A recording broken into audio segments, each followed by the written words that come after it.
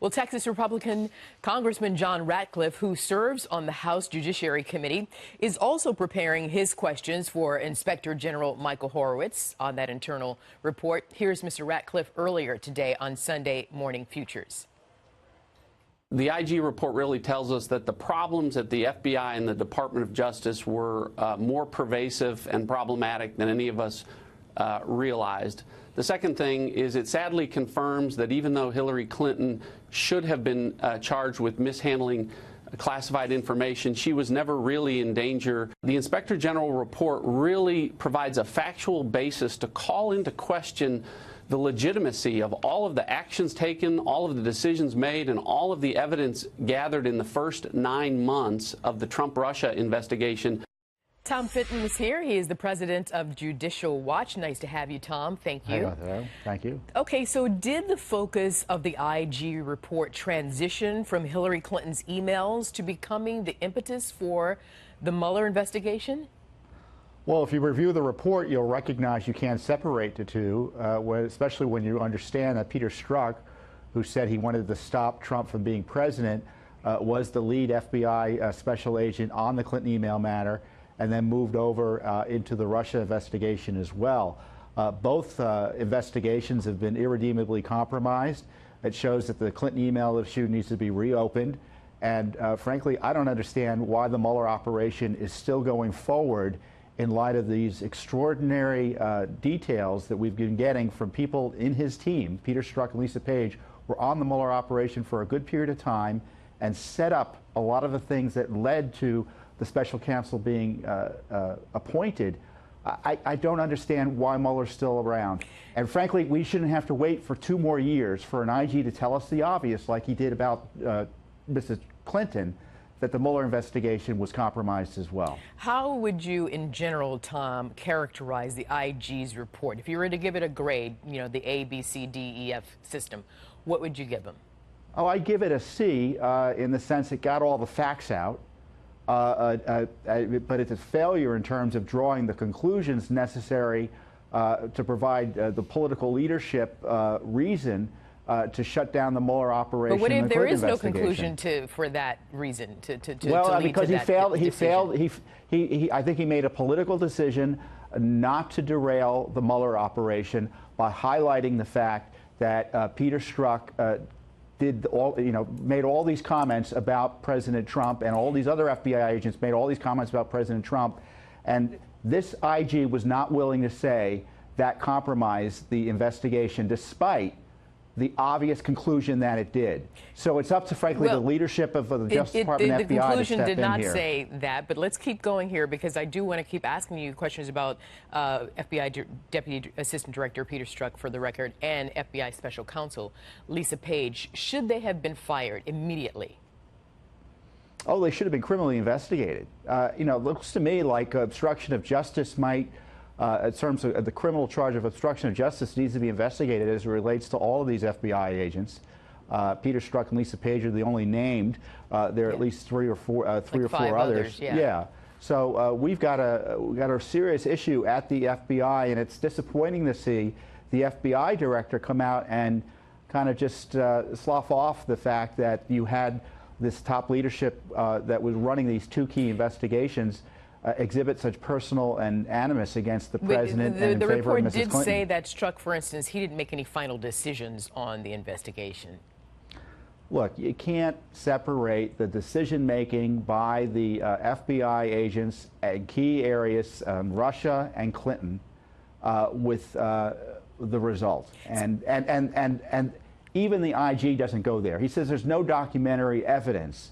But look, people should read it for themselves, and they'll draw their own conclusions. Right, but I mean, the whole reason for the IG report is to get information to provide to people like you. So now I'm hearing you say, yeah, he did the report, but he missed the boat. He should have had this in there. He put in there what he thought was important to be in there. Meanwhile, I'll ask you, does there seem to be much condemnation of Hillary Clinton's emails in the IG's report?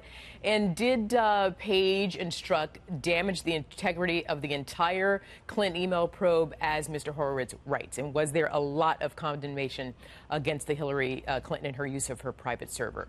Well, the IG at least highlighted the potential bias in the handling of the Clinton Wiener laptop issue where you had all these Clinton emails, including classified information that it took Judicial Watch to uncover the specifics of on the Wiener laptop, and even the IG noted that. And what's the bias there? The bias is that they waited a month, perhaps because they were more eager to go after President Trump or then candidate Trump in September and October of 2016 than to reopen and rehash the Clinton email issue. Well, again, does there seem to be much condemnation of that issue? I mean, that's what this was all about. Is there there? You know, the IG reports, in my experience, Arthel, are both cover-ups and exposés at the same time. There's a lot that's exposed, but in terms of these final conclusions, it's up to the leadership in the House and the Senate, and frankly in the DOJ and the FBI, to take action to make sure this doesn't happen again and get accountability. And that means putting a pause on the Mueller operation, because there's enough here. Now, the FBI, you know, FBI Director Christopher Wray did say he's going to be making changes. He's going to be making changes in terms of sensitivity training and procedural changes at the FBI. I want to stick here with the IG report, how you just mentioned a second ago, Tom, about the other 5 unnamed individuals who have been identified, including 2 agents and 1 FBI attorney who worked on special counsel Robert Mueller's Russia probe until earlier this year, and who made, quote, statements of hostility towards then candidate and statements of support for candidate Clinton, and improperly mixed political opinions with case-related discussion. So I ask you, should the findings of the IG report render the Mueller investigation null and void? Oh, I think the Mueller operation should be shut down for a variety of reasons, including the evident bias we've had. Look, Mueller knew, and the Justice Department knew, back in August of last year, July, August of last year, about this struck page issue with the political comments attacking President Trump. And now we're being told back in February they had reason to know that there was another agent or attorney involved in the investigation who also had it in for President Trump.